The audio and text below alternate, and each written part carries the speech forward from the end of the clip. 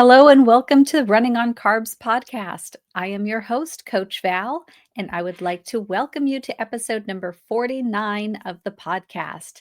We are coming up on 1 year anniversary. I'm so excited, but not too excited because I still have a couple more episodes to get through. And some weeks getting this episode out, this podcast out, is quite the challenge because as with most people, sometimes life just takes over, and sometimes episodes don't come together as smoothly as you would like them to. And they take a little more effort. And so, it's like always, not always, but, sometimes it's down to the wire when I get these episodes out and recorded. But it's kind of like running where the more you think about it ahead of time and the more you plan for it, then, the more nervous you kind of get about it. And then you do it and record the episode and I get it out and then I feel great. So just like a run, the more you think about it, the harder it is. And then as soon as you're done, you're so excited and you're like, wow, I can't wait to do that again. So podcasting, I have found, is a metaphor for running. So it's the same feeling, but truly, I do love it. And I hope you're getting a lot out of the episodes that I put together for you. I really enjoy bringing you this information. It's interesting to me, especially when I go to research a new topic. I learn something, and then I'm always excited to share that with you, my audience, and listeners who I see, coming back to the podcast week after week. So, number one, thank you for coming back to the podcast week after week. I truly appreciate you, and I hope you're getting something out of it too. And if you are, I hope that you're sharing the episodes that you think might help someone else, another runner friend or another plant-based friend of yours, or maybe plant-curious friend. And then don't forget to like the episode or like the show and leave a review if you feel so compelled. So it always helps us, and I really appreciate it. Okay, so let's jump into this week's episode. I've got a lot to cover, but a little different this week. So I want to start off first with a brief disclaimer. Um, I am not a medical professional, and some of the things I'm going to talk about today, it might be things that you would want to run past a medical professional if you have any concerns whatsoever. So nothing that I talk about today is considered, professional medical advice or guidance. It's simply my opinion on things, or it's my personal experiences for on things that I've tried in my own training and my own life to support my own health journey. So some of these things might be interesting to you and you might want to try them. Nothing I'm going to talk about is weird, dangerous, or, harmful, but everybody's different. Every body is different and your body might react differently. So for instance, if I'm talking about eating a bunch of kale and you know that you have a vitamin K issue or a kidney issue, that might not be a good advice for an individual in that circumstance. So always take the information that I share here with regard to health, nutrition, and anything training. Always compare it to your own life because you know your body best. So you have to keep that in mind. Okay, disclaimer is done, out of the way. Let's get on to the episode. I have some big news and I'm very excited to share it with you. And I'm putting it out there now. I've been thinking about this for a long time, but nervous. So I have decided that for my 50th birthday, coming up here in July of 2025, I am going to run another marathon. And I am really excited and really nervous all at the same time. So, my first marathon, I was 47 and I had a fantastic time. But the entire time I trained through that marathon, I had an injury and I didn't realize that I had an injury. And if you go back to my earlier episodes about my stress fracture, I recount the whole leading up to the stress fracture and talk about my experience training for that first marathon. and not realizing that the hamstring pain that I was having and tightness and stiffness in my hamstrings um, was actually proximal hamstring tendinopathy. And I did not discover this for actually quite a long time. Again, long story, already recounted in that episode. So if you want to hear the whole story, please go back and listen. I pour my heart out on that one, and talk about everything that I went through. But when you come through a major injury like I did, I had a femoral neck stress fracture, and it took me out of the game, out of running entirely for 9 months. And when you come through an injury of that nature, it leaves a scar, and not just physical scars. It leaves an emotional scar, and it leaves a bit of fear, like training fear, behind. Even though I feel good, even though I'm training well, I've already ran a half marathon since recovering from that stress fracture, and I almost got another PR. I was 4 minutes off of my PR on the half marathon, even though I hadn't been running for a very long time. It still leaves a little bit of fear in me because the last time, or when I got that stress fracture, I was 5 weeks in to training for my second marathon. And I was not healthy enough to do that, no, but I wasn't aware that I was not healthy enough to do it. And I thought I was, but it turns out that low back pain wasn't actually low back pain. It was just referred pain from a proximal hamstring tendinopathy, throwing off my gait just ever so slightly. But over time and repetition of training for a marathon, even though I was only 5 weeks in, it was too much. I'd already gone through it for a very long time. Who knows how long that stress fracture was actually just waiting to give way. But week 5, that was it. So it's something that has left a mark on me, and it's real. And although I continue to train now and I don't have pain, that proximal hamstring tendinopathy is not 100% gone. I don't know if it ever will be 100% gone. It is absolutely managed and under control. I go on long runs and I don't have any type of tightness or pain, but I still get it when I sit a lot. So, like, for example, today I had to drive to a meeting that was an hour and a half away. And then I sat in a 4-hour meeting, and then I sat afterward to have lunch and return phone calls and things. And then I had to sit in an hour and a half, actually, almost 2 hours home with traffic.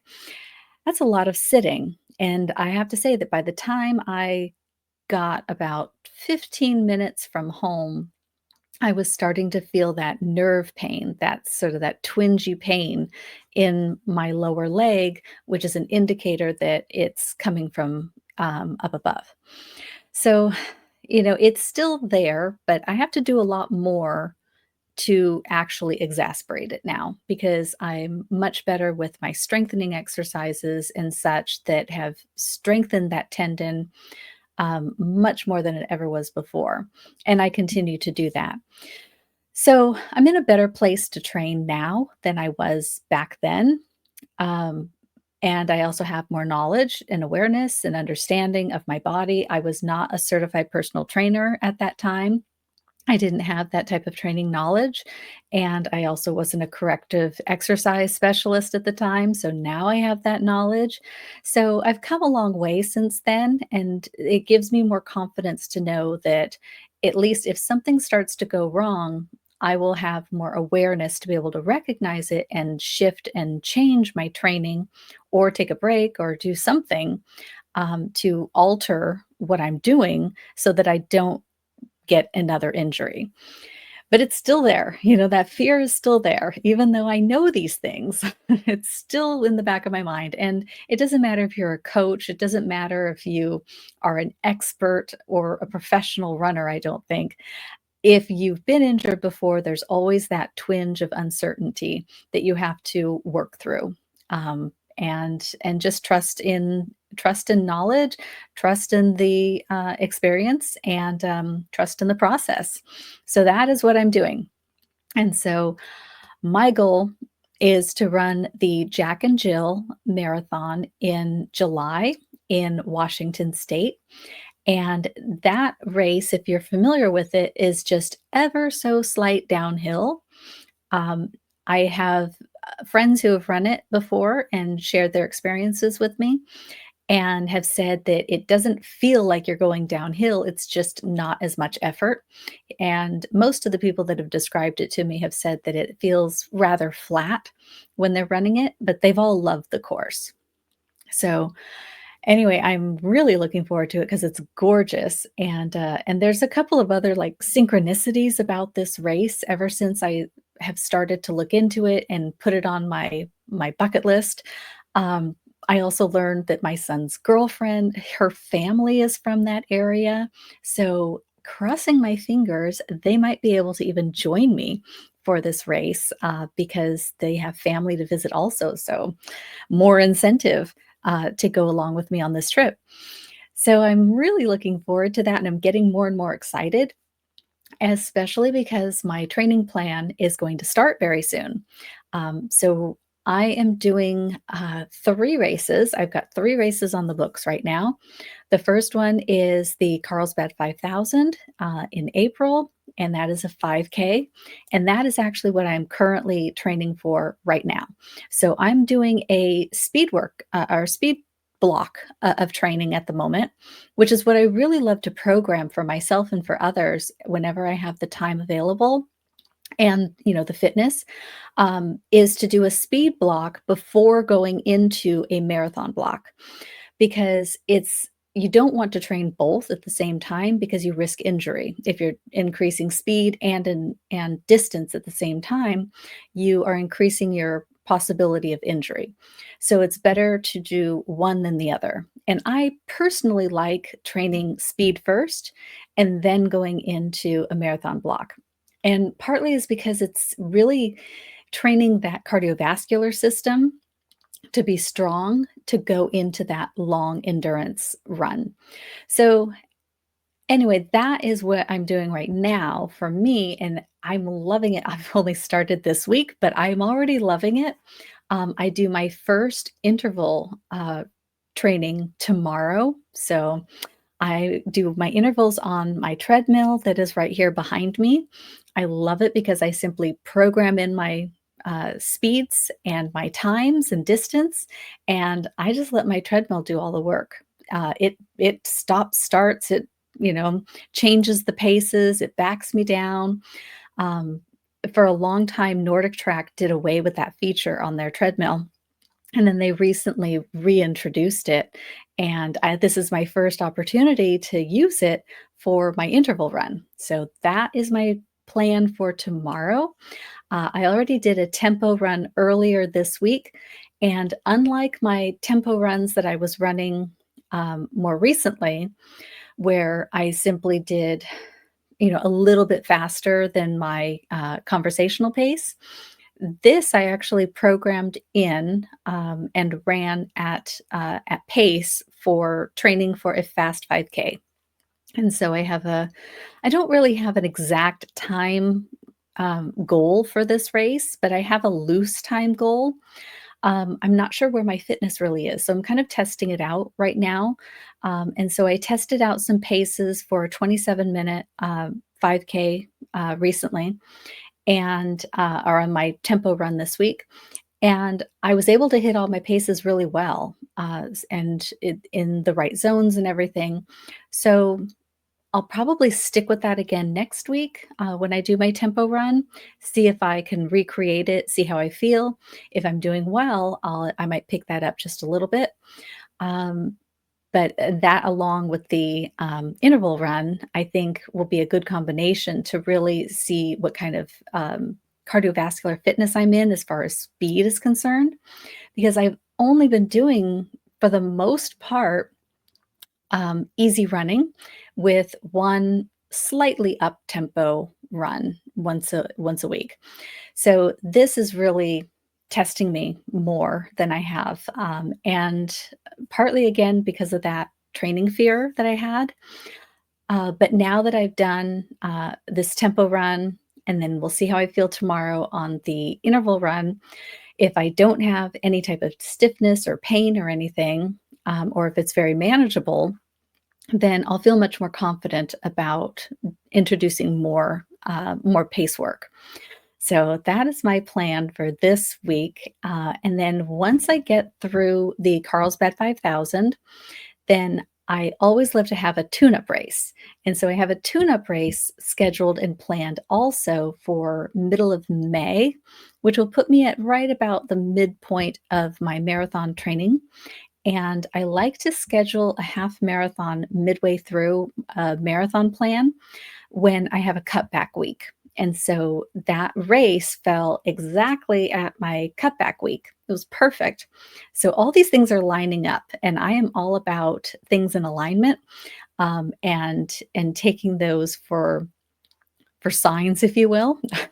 But just knowing when you don't have to force something and things fall into place, there is a satisfaction and a comfort in knowing that you're not forcing it.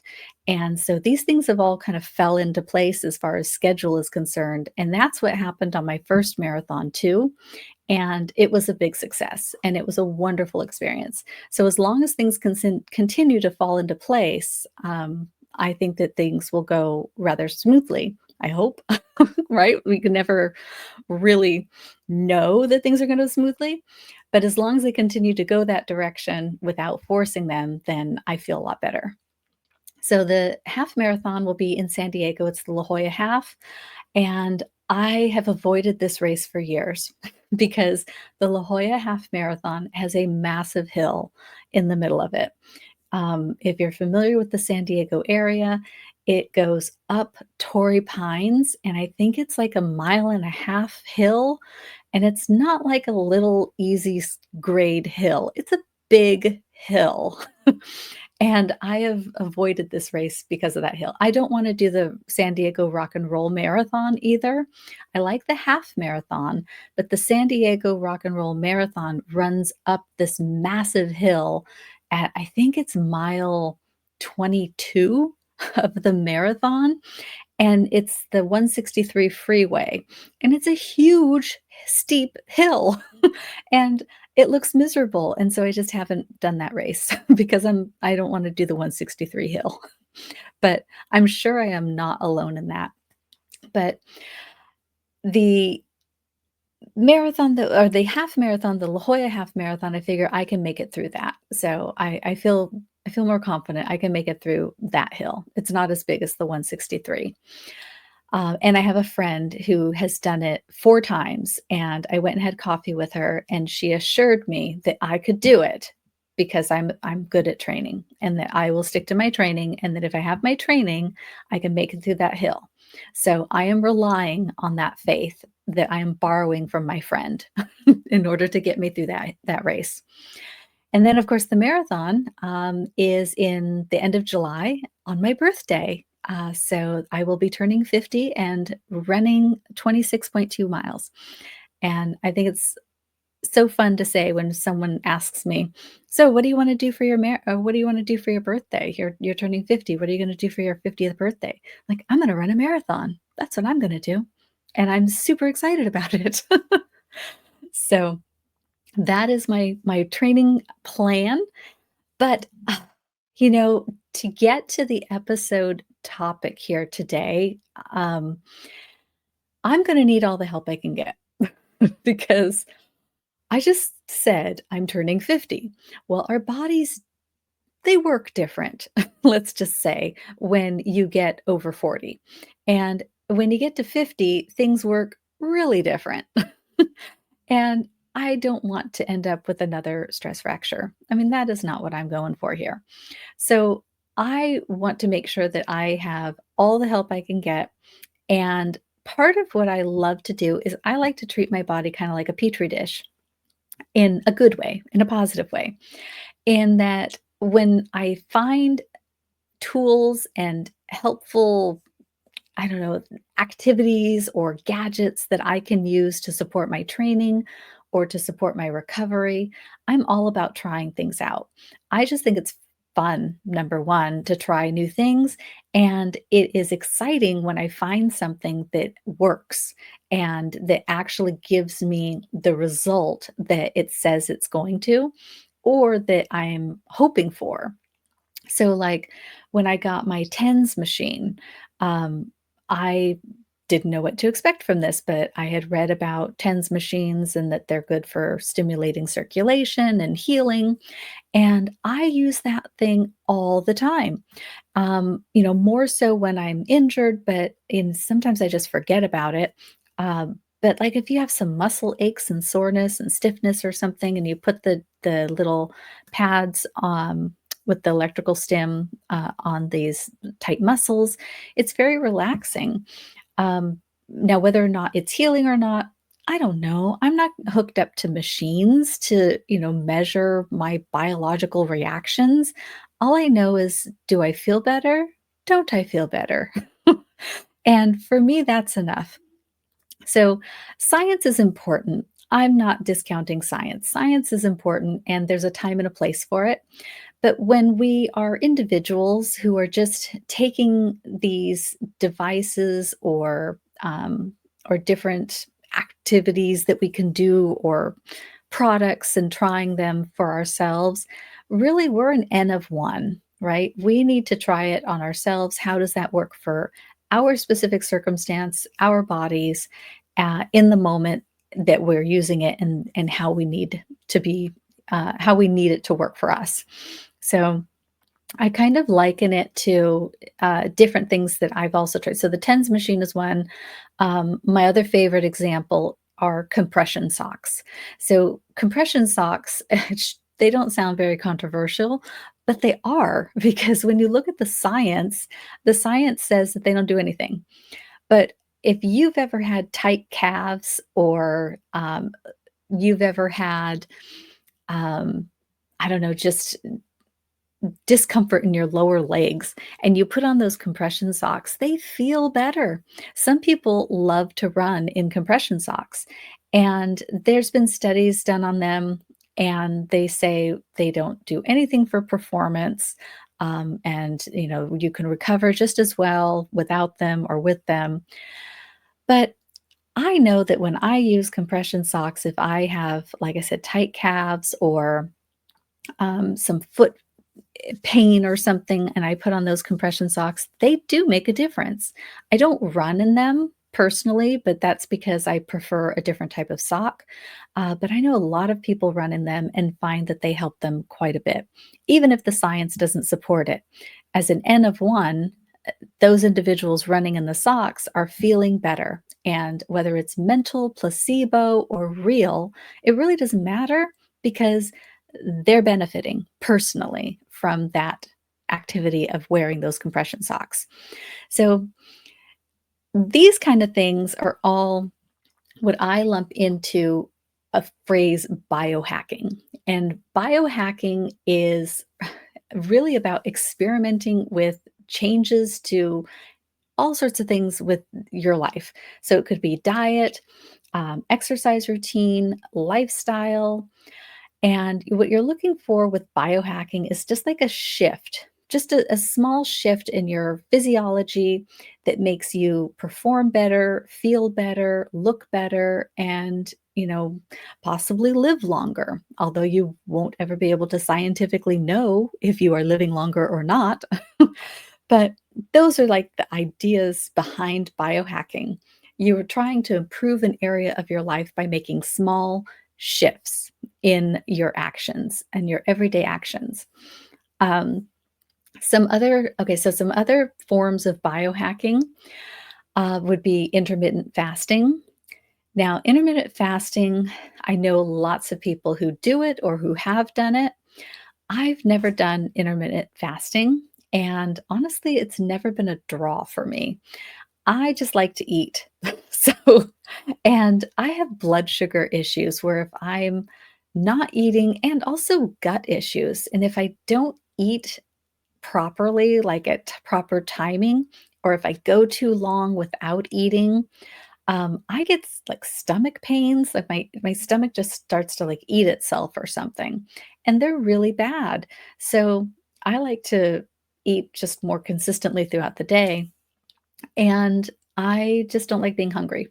So intermittent fasting has never been something I've been interested in, but actually I do know that there are, plenty of studies that support intermittent fasting, benefits on um, all sorts of systems within the body, but it's not for me.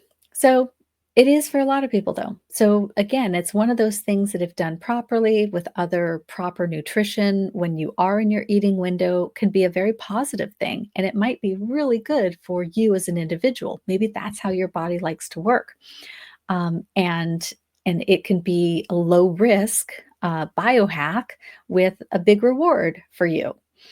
Other things are like cold plunges and saunas. Those are different biohacks. KT tape. Our love of KT tape is a biohack. So, again, going back to the science, science doesn't really support this KT tape. But when I use KT tape, usually I find it really supportive and helpful. Like when I was starting back to running after my stress fracture, I was getting a lot of shin issues. And, as much as I was strengthening and stretching my calves, it just took time for my lower limbs to catch up with my brain and to feel better running again. And so I used KT tape plenty of times just on my shins because it just gave it an extra support and it felt better. And then now I've moved on and I no longer need that. But KT tape can be a wonderful thing, and I know a lot of physical therapists use it. It's quite a popular tool. But the science is mixed on it. So I don't know. I mean, again, science is important, but science isn't everything either because science can't test everything. Um, they're usually, if you start reading some of these studies, um, the way that they test a lot of these things can be number one, subjective. It's hard to test subjective things. Um, Even in double blind studies, that can still be difficult to get proper outcomes because there's all of these variables that could also impact the outcome of the study. So it's unless there's lots of studies done on something particular with lots of variations and variables, it's hard for science to prove or disprove something of, one of these types of biohacks, for example. Um, Another thing that I tried, when I had my stress fracture, and actually I'm trying to think if I think I used it when I had the stress fracture, but I have used this device other times too. And it was by KT, but it's called the KT Recovery Plus Wave, and it's an electromagnetic pain device. And interesting, so it's like this little like round wire with a on-off switch. It has a little light on it, but I don't think the light does anything. It's just telling you if it's on or off. And you tape it to whatever part of your body is having pain, and you put the circle around that area. So if you're having shoulder pain, you just attach it so that it's around your shoulder. I had hip pain, I put it around my hip. And I don't know if it worked or not. I didn't really notice like a dramatic, like, oh, wow, all my pain's gone. But I had a pretty serious injury too. But no harm, right? So I absolutely used that. I used 2 of them, wore out the batteries in 2 of them.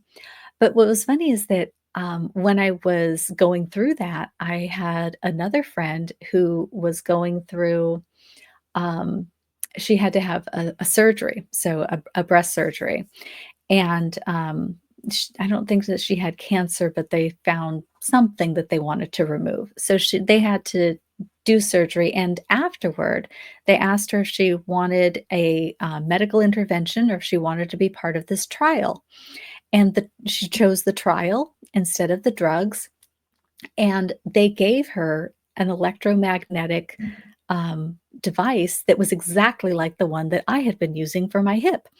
So I thought that was interesting that they were doing a medical study, and that she took part in it, and she actually found a lot of relief from it. She said that she never had to use any pain medicine the entire time that she was recovering.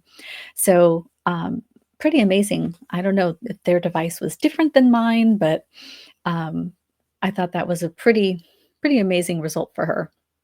And she avoided taking any type of pain medication or drugs after that. Um, I talked about compression socks. Another one is like vibration plates. There's a lot of information about those, whether they work or don't work. Um, I don't know. I've used them at a therapy session before, and they just rattle my brain. I don't know if it was doing anything or not, but it's a tool, right? So I've tried all sorts of these things, and I could probably make a big long list. And some biohacks are kind of controversial, like we were talking about, because there's just not a lot of scientific evidence about them. But over time, I think as they get more prevalent and popular, that's when more studies are done. But again, it's like whether or not they get studied has to do with interest, finances, like can they get funding? Is somebody interested in funding a study on this device? I don't know. So it all kind of depends on these, really commercial type of decisions. Um, so nutrition, though, is another one. So nutrition is another one where it is a biohack that a lot of people will use, and low risk for the most part. Beet juice, that's a great example of a biohack within the nutrition world, because there are a lot of studies actually on beet juice, but whether or not it gives you that edge to the degree that you're looking for or not, I don't know. We know that beets have those nitrates in it that are great for blood boosting and oxygen delivery. Um, but how much you have to drink for you, and what kind of performance percentage you might see, I don't know. But you know what? Beets are really good for you, so you should eat them. I mean, that's really what it comes down to. um, I eat beets all the time. That's like my superfood that I go to in the morning before my runs. So beets are my snack instead of bananas. And I have, again, a whole episode that I did on the comparison between beets and bananas. Well, not the whole episode, but there's a big part of that on there as well. Supplements also can be used for biohacking. Supplements come with a little higher risk, though, because supplements, you don't want to over supplement, and that is an area where you might want to talk to a doctor, have some blood work done, because if you are thinking, oh, I'm low on iron, I'm tired, I must be low on iron, and you start supplementing with iron, as an example, you might actually be too high in iron, which has similar side effects or similar symptoms between the two. So I actually tend to run high in my iron, and I don't have severe symptoms, but if I go and start supplementing with iron, my iron gets too high, and that can lead to a whole slew of problems in and of itself. So, having those blood tests done before you start supplementing anything is a good idea. But it's absolutely a type of biohack, are supplements. So, like creatine, for example, that would be a biohack for a lot of people. Um, when you are looking at studies, so if you found something that was interesting to you and you're finding all sorts of studies on it, it's important to make sure that you're looking at who is the funder, because whoever's paying for that study could have a bias, and have a reason for a positive outcome.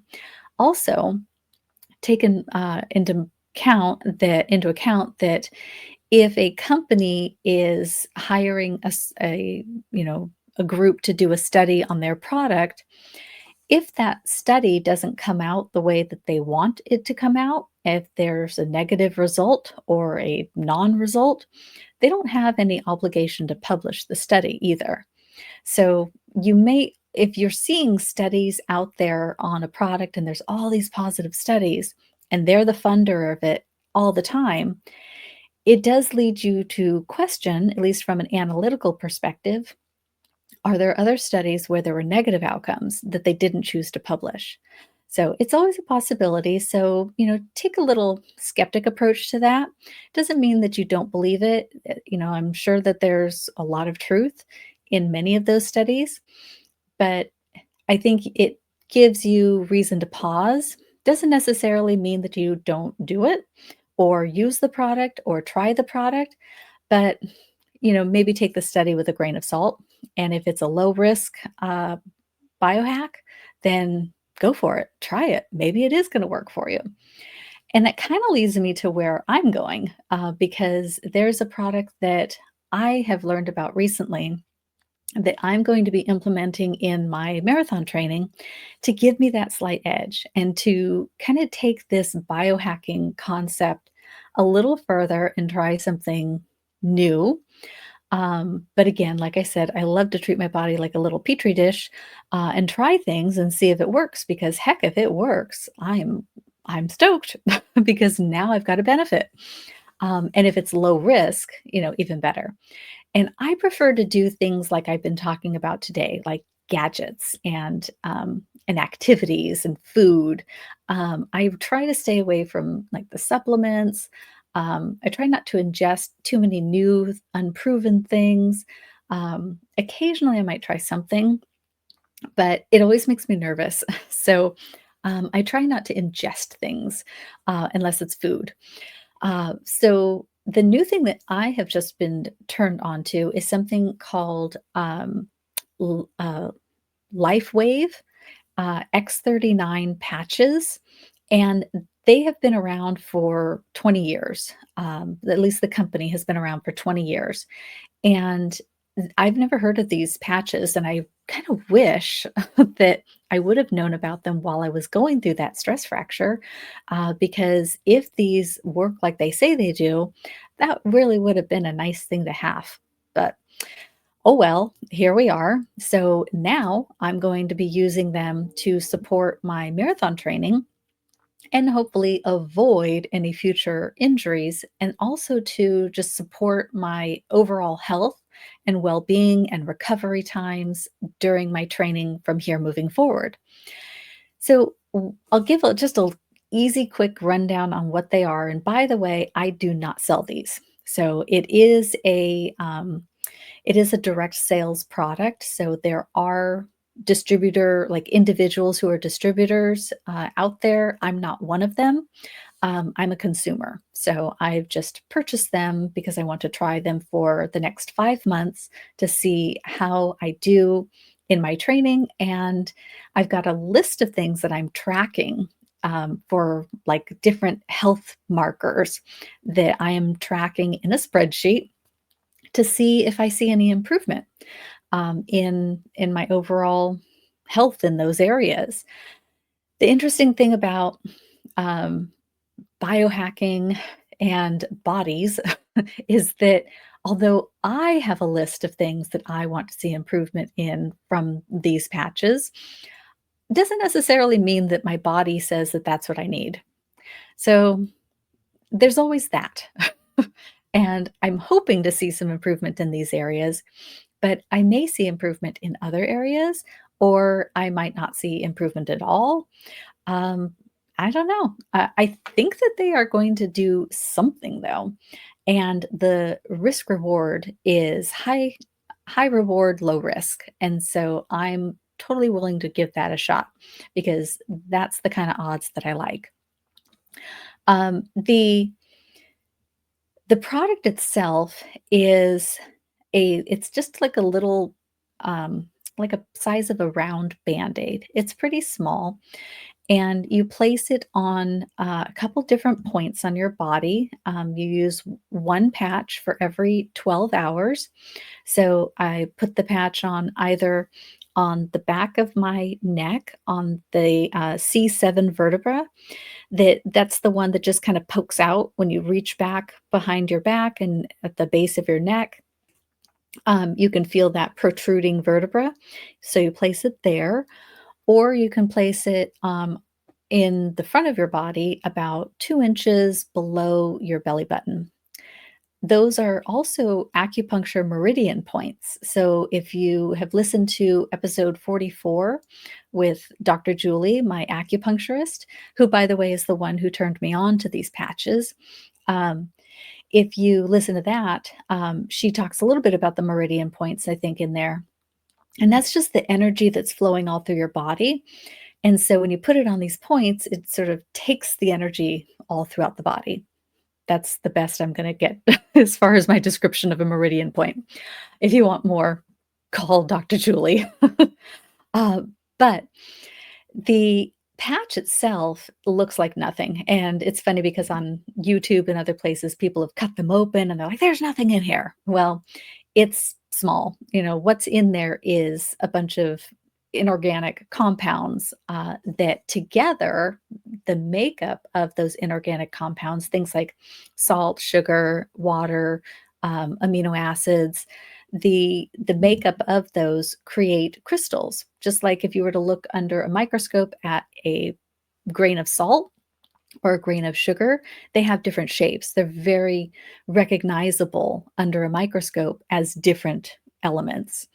So when you put these elements together in the patch, it creates like a refraction mirror. I kind of picture it. No one's described it this way, but the way I see it, because I've looked at these things under microscopes before, but it's like a prism, right? So it looks like a kaleidoscope.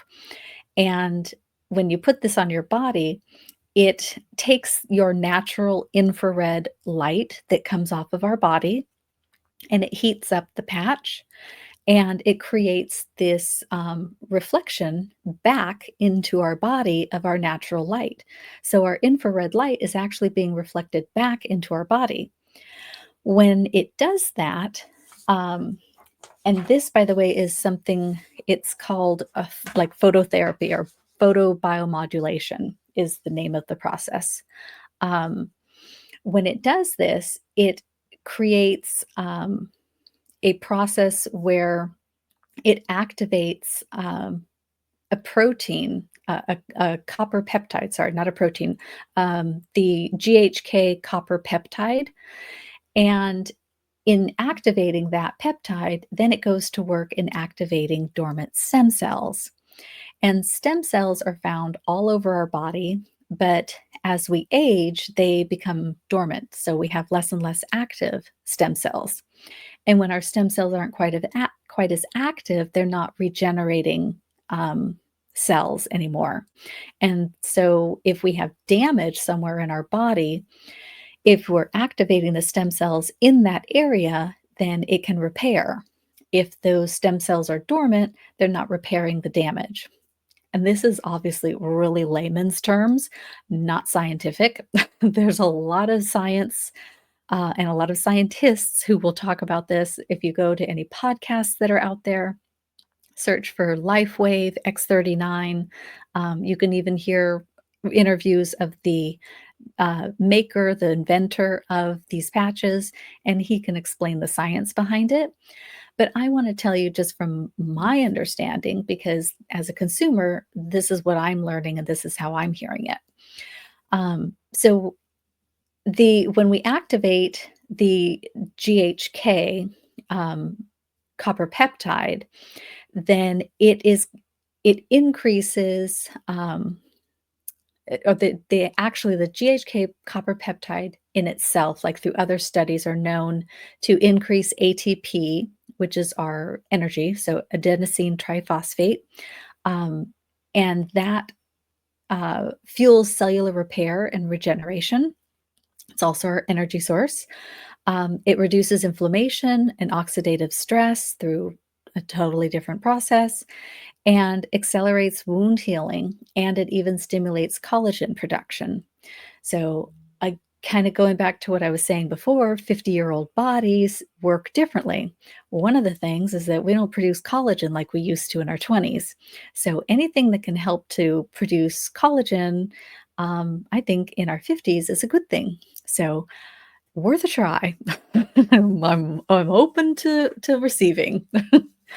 um, but I love how someone described how these patches work as far as the reflection process, and I love this analogy. So taking a magnifying glass in the sun and then aiming it at a log. Well, it's going to take the rays from the sun, this, infrared, this bright, wide band of light, and it's going to narrow it and it's going to focus it into certain areas of the body, or in this case, in that analogy, onto the log. And then fire starts. You have heat. So by focusing, then you have that focused healing property rather than just this broad, process with just the sun. And we know that the sun can activate the processes within our body because we know that vitamin D is activated through light. So, phototherapy in and of itself is a pretty well studied science and form of healing. And there are a lot of other studies continuing with light and the impact on healing and the body and health. Sound as well, which I've talked about before, but everything has a frequency, and our bodies all operate on these different frequencies. So when we use frequencies, whether it be light or sound, they all have a healing property or a healing quality to them, or injury quality. Like, I'm sure if you go one direction, you can go the other. So we want to introduce the healing properties of sound and light and frequencies. Um, So let's see, where did I want to go with that? So, if you want to know more about phototherapy, I came across a book that was really good, and it went into these patches, but it also talked about the science, and it also gave a really balanced look, I thought, at how the process works and also how these patches work. And it talked about the claims that they made, and it broke it down between, pros, cons. And I thought it gave a really balanced look at it. It was not a sales pitch by any means. So if you want to check out that book, I put a link to it in the show notes. It's on Amazon. And if you have, what's it called? Kindle Unlimited, it was free. So if you have Kindle Unlimited, you just check it out. It's called The Ultimate Guide to Phototherapy by Mark Bosch. And again, link is in the show notes if you want to check it out.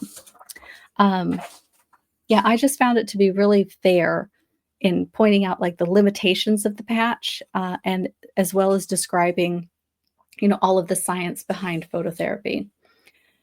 So, my plan, the way I plan to use them is there's actually more than one patch. X39 is just the main patch, the most popular, and it's kind of like broad healing. It covers, it activates the GHK copper peptide, but then there's another patch called the X49, and the X49 patch is really aimed, I'd say, more toward the athlete. So it offers cardiovascular support, muscle strength, and performance. And so the crystals and the products, the compounds that are in this patch, um, they create a different copper peptide called AHK copper peptide, which works on different systems within the body. So that works on, promotes muscle repair, bone density, and endurance. So that's why it's really good for athletes. Um, and so I'm going to be using a combination of the two to see how I feel over the next 5 months. And I've been taking them for just a few days right now. I tried a couple samples and I thought they were really good. I actually got some relief from them. I woke up one morning with this, I don't know, nerve pain that I sometimes get that just it stretches from the base of my neck and it goes all the way down to my spine. And it feels like I've just got like this rubber band all throughout my body in the back of my body. And it's really uncomfortable and it's painful. And so I took one of those patches and I put it on my vertebrae in the back. So instead of on my abdomen, I'd put it on my back. And I'd say by the afternoon, I was doing a lot better. I did not have the same kind of pain. And oftentimes, when I get that pain, it'll last for a couple days. And this time, it was gone by the evening. So, whether it was the patch or simply, I don't know, it just did, it was good for me. So, I didn't have pain, and that was the primary goal. So, I thought that was a great start. So, I thought, okay, that's enough to pique my interest in order to give these a bigger try than just the one, 4 days that I got for free. So, that's why I decided to try them.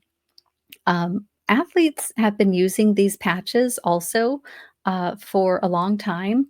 Um, I guess there's like photos of soccer players and swimmers, Olympians who have these patches on them, and that's what they are.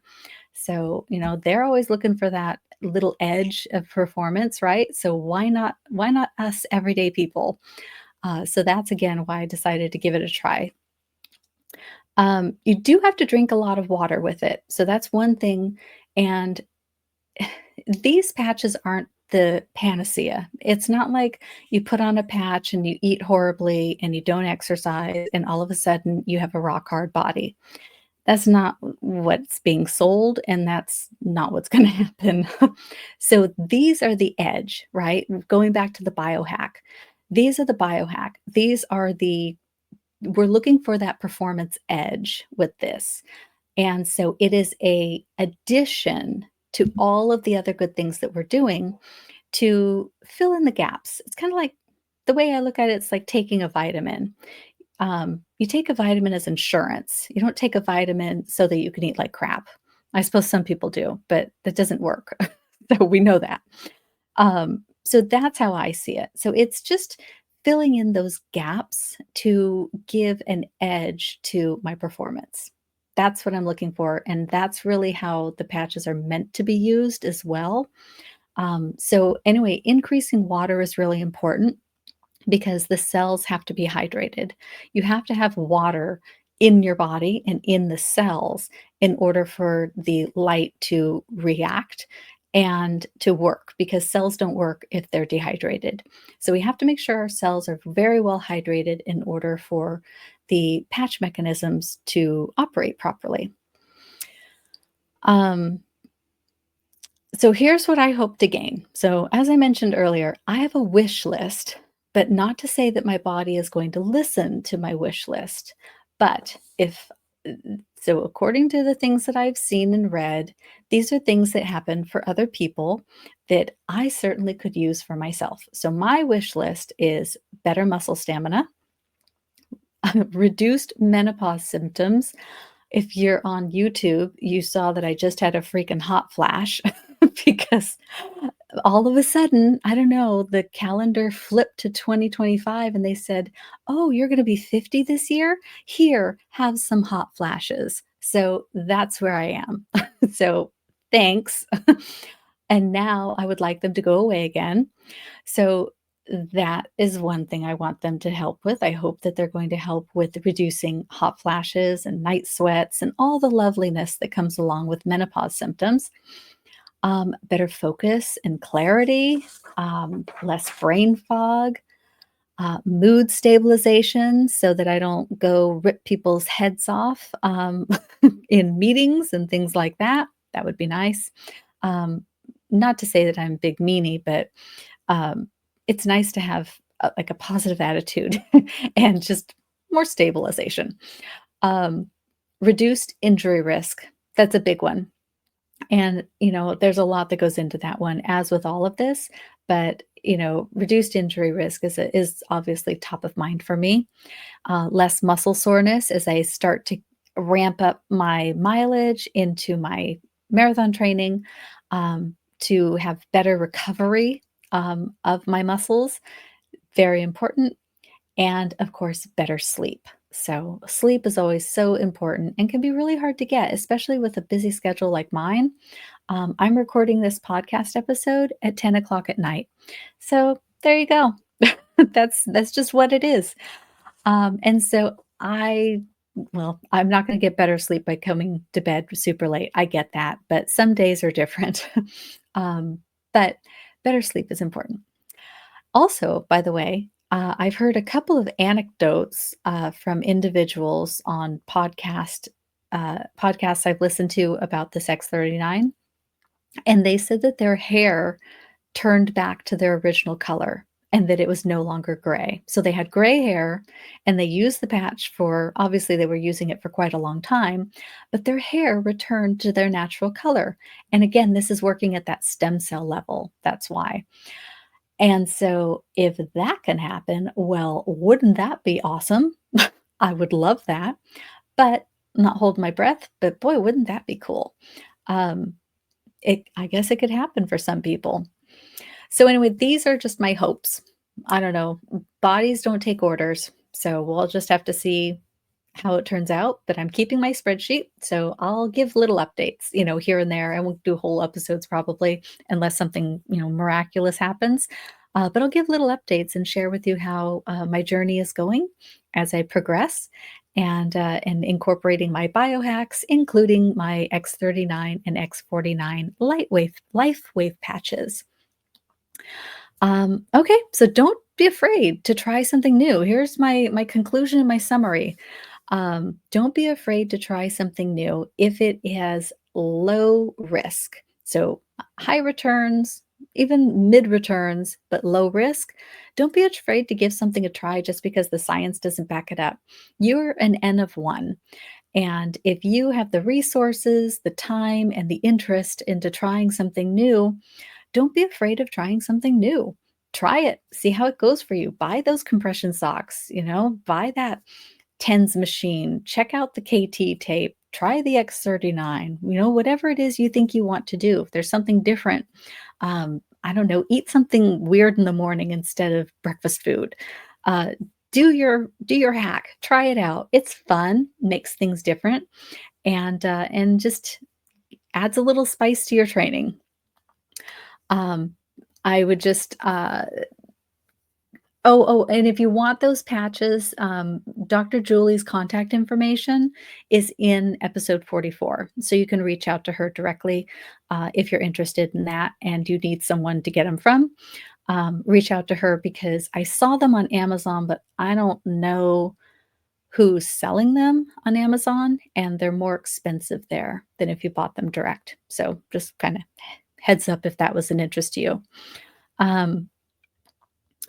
All right. So anyway, you'll be the first to know if I have any setbacks in my training, but I hope you keep me in your thoughts and prayers that I don't and that I have a healthy training and I make it to the start line 100% ready to go. I'm super excited about it. Makes me look forward to turning 50 is to look forward to this marathon. So I have an ulterior motive for it as well. And then, share with me if you've got a biohack that you love, share it with me. As I've said all throughout this episode, I love new stuff. So I love to try it all out and see how it works for me. So if you have something that you love to do, share away. I want to hear about it. Maybe I want to do it. I didn't think I'd want to do these LifeWave patches when I first heard about them from Dr. Julie and she gave them to me. I was really skeptical because that's usually my first reaction is skepticism. Not sure. I don't know. It sounds weird. But then I just kind of opened up to it. So, you know, maybe you have something like that too. I love to hear about it. All right. Don't forget, share with a friend, reach out to me on Instagram. Love to hear from you. And don't forget, until next time, run your best life on carbs. I'm Coach Val, and I will see you next time. Have a fantastic week. Bye.